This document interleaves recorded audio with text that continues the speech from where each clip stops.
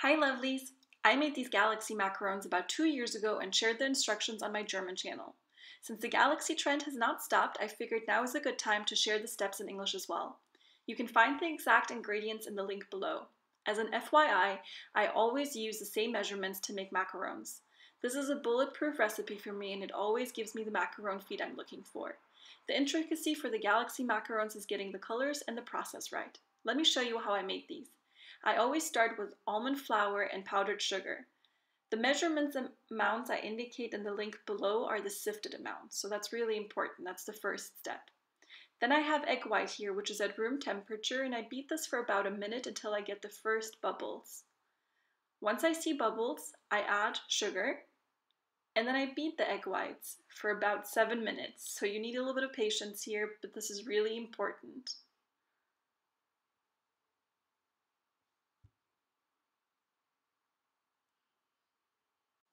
There are a couple steps you can take to see if you're ready, if your egg whites are ready. In this case, when you pull out your mixer, you should be able to see these stiff peaks on your mixer.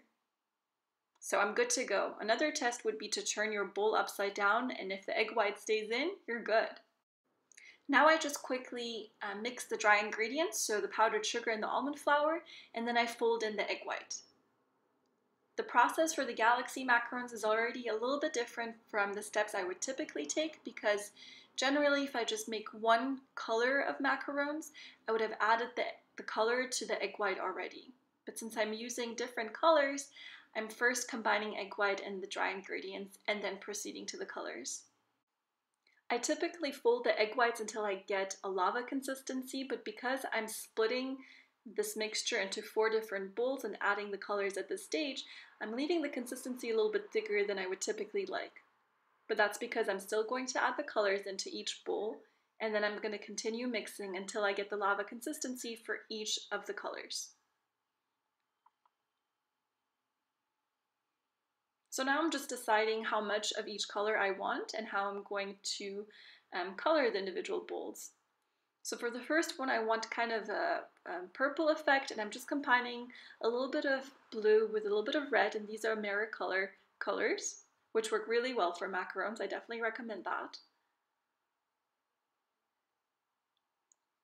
Then I want a lighter blue shade, so I use the same color by AmeriColor and blend that in or fold that in gently. And you can see that the consistency is already getting smoother. And that looks beautiful. Next I'm using Wilton color, so this is pink I believe. Also gel color. Make sure you don't use any water-based colors because that's just going to destroy the batter and you're not going to get the consistency or the feed in the macarons that you're looking for. And now for the last bowl, I wanted to get a really dark shade of kind of a purple. So I'm using again the blue and the red, but I'm adding as many drops as I think I'm going to need to get the dark effect. The color wasn't dark enough for me, so I add some powdered colors, and I'm just using black here. Adding that in, and it already looks much better. I'm happy with the dark bluish shade. Here are all of the 4 colors we just created, and now we proceed to the fun step. I cut out a piece of foil and laid it out on my kitchen counter, and now I'm spreading each of the colors lengthwise on this foil. And the order in which you add the colors doesn't really matter. What's important is in the beginning that you decide which color you want to have as the most dominant. So as you can see by the amounts here, I have a little bit of pink or red, a little bit of purple, but the blue and the darker shade are the dominant ones. I have a pastry back that's already prepared. I put that to the side, and then I twist together the foil and I create like a macaron sausage, which then goes into the pastry back. This helps me make sure that I get the right amount of color in each macaron, that I have all of the colors represented in each macaron. Then I'm ready to pipe. I just have to open the pastry back or cut it open, and then I'm ready to go. Oops. Does that happen to you guys in the kitchen? I'm kind of clumsy, to be honest with you. I try to edit those parts out, but sometimes I leave them in for kicks and giggles. I put in some of the macaronage on or below the parchment paper. That helps me make sure that the parchment paper doesn't flow all over the place in the oven, otherwise they flow over the macarons and they damage all the hard work you've done. I pipe small macarons on this parchment paper and I try to get them as even sized as possible.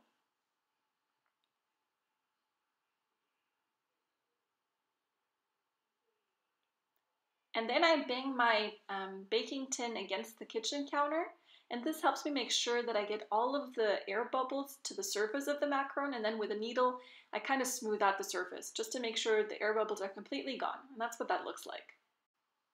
This stage is kind of therapeutic for me, to be honest with you. So these babies are almost done, but they're not, because they have to sit on my kitchen counter for about an hour until they dry and build a crust. That crust, when I touch it with my fingertip, the macaron should move. It should stay kind of fixed in its place. That's when I know I'm ready for the oven, and I place them in for about 10 to 12 minutes at a really low temperature, about 150 degrees Celsius.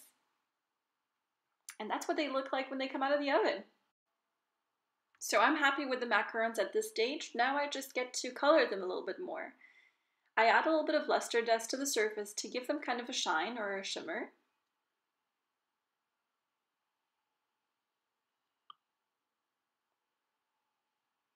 And here's what they look like. You can see each one of them has really beautiful feet.